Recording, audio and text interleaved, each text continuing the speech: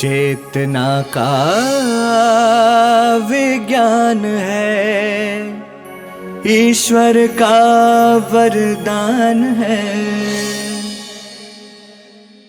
जो शराब होती है वो हमारे शरीर को नहीं, हमारी आत्मा को भी मारती है। और इससे सब डूबे हुए हैं, हर व्यक्ति डूबा हुआ है। ऐसी महफिल होती है कि वो महफिल, उनकी दोस्ती भी इतनी पक्की हो जाती है क्योंकि उनका माइंड की जो वाइब्रेशन है वो बिल्कुल एक समान है।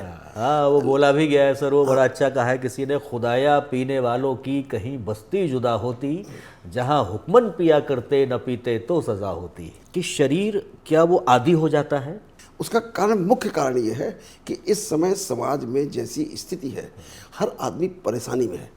अगर मनुष्य की पावर देखी जाए तो सिर्फ चेतना उसकी पावर है, बाकी तो हम भी जानवर हैं। नमस्कार, चेतना का विज्ञान डॉक्टर आमोद सचान की दृष्टि से एक बार फिर इस शो में आप सभी का स्वागत है। हमारे साथ एक बार फिर से मौजूद हैं डॉक्टर आमोद कुमार सचान। सर, आपका बहुत बहुत स्वागत है शो में। थैंक यू, नमस्कार। आज सर जिस टॉपिक पर हम बात करना चाह रहे हैं आपसे, वो टॉपिक बहुत ही मौजू है। सबसे पहले मैं एक कोट यहाँ पर करूँगा। महात्मा गांधी जी ने एक बड़ी अच्छी बात कही थी। उन्होंने कहा था कि जो नशा होता है, स्पेशली उन्होंने शराब के लिए इस चीज़ को कोट किया था कि जो शराब होती है वो हमारे शरीर को नहीं, हमारी आत्मा को भी मारती है। तो इस पर सर हम आपका एक दृष्टिकोण जानना चाहेंगे। तो मेरे अनुसार एडिक्शन की हालत ये है कि हर व्यक्ति एडिक्शन में है। एवरीबडी पूरे संसार में एडिक्शन में है। और किस तरह का एडिक्शन है? खाली नशे का ही एडिक्शन नहीं होता है जी, पावर का भी एडिक्शन होता है, धन का भी एडिक्शन होता है, तमाम तरीके की और गतिविधियां होती हैं, क्रिमिनल एक्टिविटीज़ का, उसका भी एडिक्शन होता है। ये सब एडिक्शन है। सोशल मीडिया का भी एडिक्शन होता है। तो एडिक्शन जो है जी, उसको पूरे व्यापक रूप में देखना है। जी, तो एडिक्शन में होता क्या है? जी, एडिक्शन दो तरीके से काम करता है। एक भौतिक शरीर में काम करता है जी, और एक उसके अंदर की आत्मा में काम करता है। जो आत्मा का डिटोरेशन होता है वो एडिक्शन से सबसे ज़्यादा होता है। लेकिन आजकल जितने लोग हैं सिर्फ कुछ इन छोटी चीज़ों के नशे को ही नशा मानते हैं। सबसे ज़्यादा नशा अहंकार का है। बहुत खतरनाक है नशा, और इससे सब डूबे हुए हैं, हर व्यक्ति डूबा हुआ है। किसी को अहंकार है अपनी पावर का, किसी को अहंकार है अपने ज्ञान का, किसी को अहंकार है अपनी शक्ति का। जो आप देख रहे हैं रोज रेडियो टीवी में, न्यूज़ में देख रहे हैं, चारों तरफ देश में विदेश में, हर देशों के बीच में अहंकार का ये सारा जो झगड़ा है अहंकार का है। मैं बड़ा कि तुम तो इसमें इसके दो आयाम हैं। जैसा मैंने बताया, एक तो शारीरिक रूप से ये प्रभाव डालता है और दूसरा मानसिक रूप से प्रभाव डालता है, आत्मिक स्वरूप में प्रभाव डालता है। आत्मा के अंदर जाकर के आपको डिस्ट्रॉय करता है। पहले हम चर्चा कर लेते हैं कि शरीर में क्या नुकसान होता है। शरीर में क्या नुकसान होता है? तो शरीर में ऐसा होता है कि जितने भी नशे हैं वो सारे के सारे नशे जो है आपको फिजिकल ऑर्गन्स में डैमेज करते हैं। टोबैको है, चाहे च्यू करें चाहे स्मोक करें, इन दोनों में आपको कैंसर होने का बहुत खतरा होता है। अल्कोहल है, उसमें लिवर डैमेज होने का बहुत खतरा रहता है। उसके अलावा हमारे स्टमक में गैस्ट्राइटिस हो जाती है, इसोफेजियल वेरिसिस हो जाती हैं। बहुत सारी ऐसी बीमारी हैं अंदर की जो इन सब नशों से होती हैं। लेकिन नशा जब आदमी करता है तो वो उसमें फंस के हो जाता है। मतलब मान लीजिए, सपोज आपको पता है आज आप देखें तो सिगरेट की डिब्बी में लिखा रहता है इट कॉजेज कैंसर। बड़ा बड़ा कैंसर की फोटो लगी होती है। उसको, उसी डब्बे को आदमी खरीदता है, उसी को पीता है। इसी तरीके से लिकर के ऊपर भी लिखा रहता है it is injurious to health. अगर आप टीवी में, न्यूज़ में या कोई आप फिल्म में देखते हैं, उसे साफ साफ लिखा रहता है it is injurious to health. उसके बाद भी कर रहा है तो कुछ ना कुछ तो कारण होगा, कोई ना कोई तो दिक्कत होगी। तो उसकी दिक्कत के जो कारण है मानसिक, वो कारण ये है कि इस समय लोगों को जीवन जीने की कला नहीं आती है। सर, इसको अगर हम शरीर के तल पर ही अगर अपने दर्शकों को यहाँ पर बताएं कि शरीर क्या वो आदी हो जाता है? नशा जो है क्यों उसके ऊपर हावी हो जाता है, क्या कारण है? उसका कारण, मुख्य कारण ये है कि इस समय समाज में जैसी स्थिति है, हर आदमी परेशानी में है। और क्यों परेशानी में है? क्योंकि उसको जीना नहीं आता है। उसको जीना नहीं आता है तो वो न तो वर्तमान में रह पाता है, न भूतकाल को अपने एड्रेस कर पाता है ठीक से। भूतकाल को जब वो अपने देखता है तो रिग्रेट में रहता है, दुख में रहता है। जब भविष्य में देखता है तो भय में रहता है, क्योंकि उसको सोचना आता नहीं है, उसको सोचने की कला नहीं आती। तो इस वजह से वो कहीं ना कहीं अपने आप को ढूंढता है कि कैसे हम खुश रहें। जो खुशी है ये हमारी आत्मा की अपनी ओन प्रॉपर्टी है कि हर मनुष्य चाहता है कि वो खुश रहे, आनंद में रहे, मानसिक शांति में रहे। ये उसकी रिक्वायरमेंट है, जाने वो न जाने, लेकिन वो इसकी रिक्वायरमेंट है। तो ऐसी दशा में जब उसको संसार में दुख ही दुख नजर आता है तो उस दुख को, हर तरीके के दुख है, ऐसा कोई नहीं है, क्योंकि उसका कारण सिर्फ एक वो स्वयं है कि वो ये नहीं जानता कि हम कैसे जिए। अगर वो जीने की कला सीख जाए तो दुख खत्म हो जाएगा, भय खत्म हो जाएगा, फिर जान जाएगा कैसे ऐसे हम अपने आत्मा के अंदर सुख की, शांति की, आनंद की अनुभूति कर सकते हैं। तो जब ये नहीं मिलता है तब वो बाहर ढूंढता है, क्या करे, कैसे करे। तो बाहर ढूंढता है, तो बाहर भी समस्या यही है कि जिन लोगों से ढूंढता है, समझता है कि ये मुझको, इससे मुझे सुख मिलेगा, इससे मुझे शांति मिलेगी, बच्चों से मिलेगी, परिवार से मिलेगी, पत्नी से मिलेगी, वहाँ भी नहीं मिलती। ऑफिस में है वहाँ भी उसको नहीं मिलती। तो वो सोचता है कहाँ कैसे मिले। तो शॉर्टकट है नशा, ये शॉर्टकट है।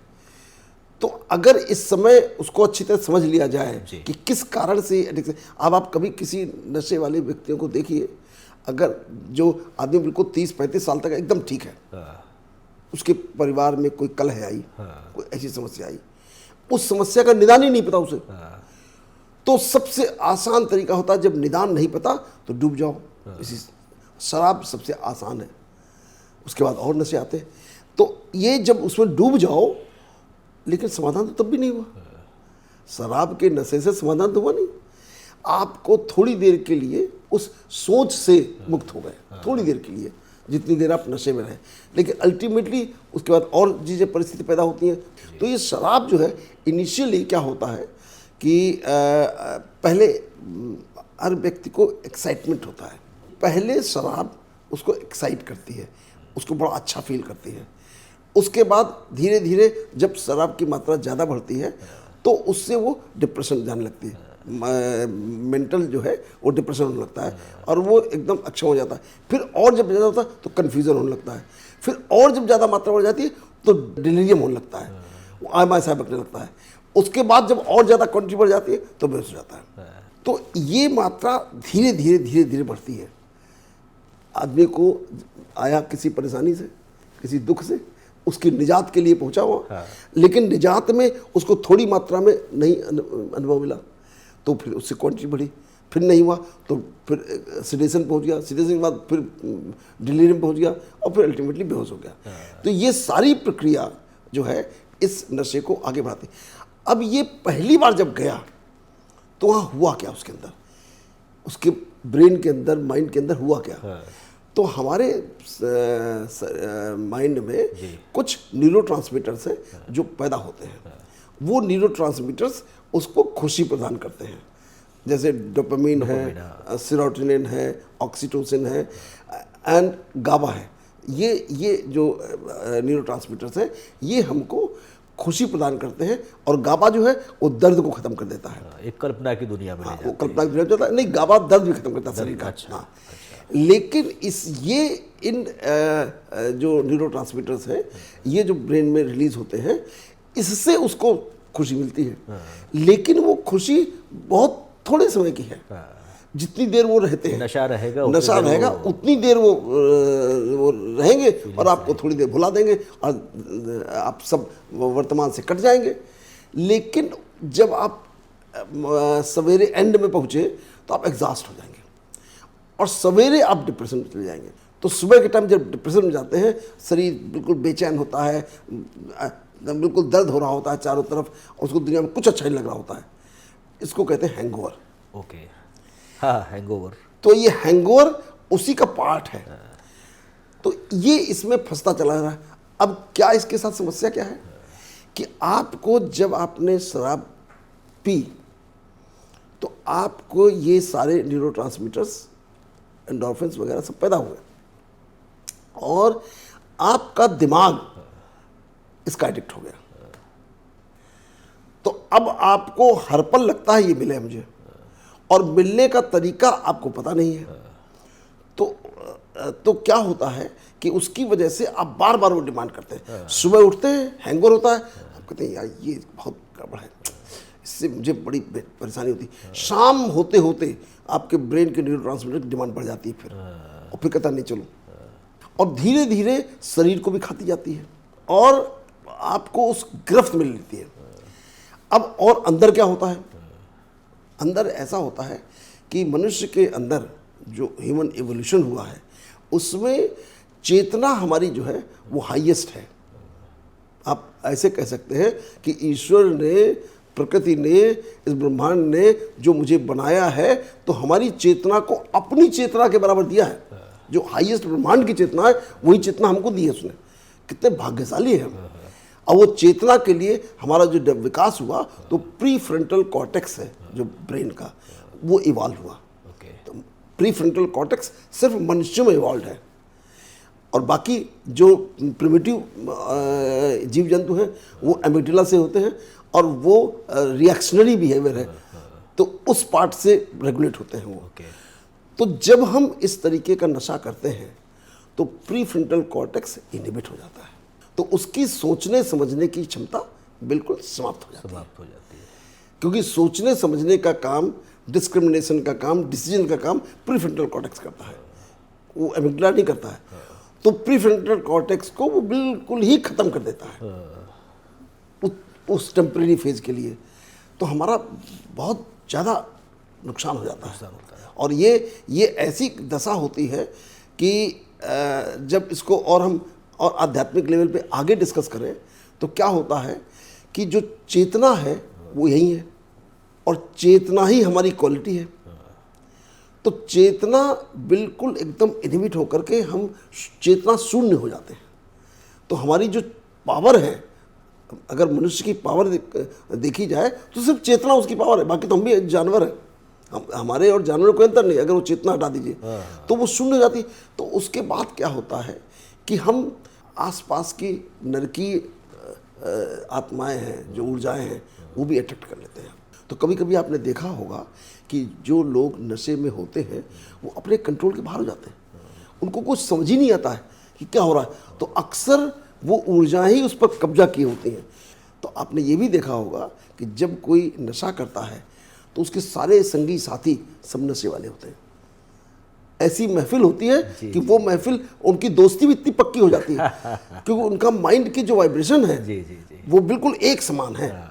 एक दूसरे को देख करके इतनी उनको प्रसन्नता मिलेगी, उनका सगा भाई मिल जाएगा तो शायद इतनी प्रसन्नता नहीं मिलेगी। हाँ, वो बोला भी गया है सर, वो बड़ा अच्छा कहा है किसी ने, खुदाया पीने वालों की कहीं बस्ती जुदा होती, जहाँ हुक्मन पिया करते न पीते तो सजा होती। हरिवंश राय बच्चन ने मधुशाला सर बहुत अच्छी, और आपको सुनकर के आश्चर्य होगा, हरिवंश राय बच्चन शराब नहीं पीते थे।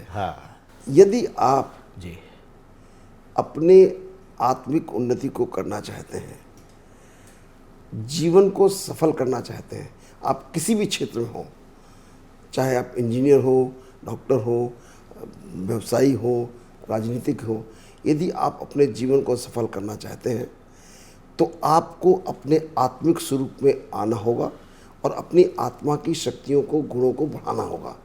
और उसमें नशा सबसे बड़ी बाधा है, सबसे बड़ी बाधा है। यदि आप नशे के अधीन हैं तो आपका कोई भी काम सही नहीं हो सकता है। इसलिए मेरी सबसे ये प्रार्थना है कि आप किसी भी तरीके के नशे से, जो भी आप कर रहे हैं, उससे मुक्त होइए और अपने जीवन को सफल करिए।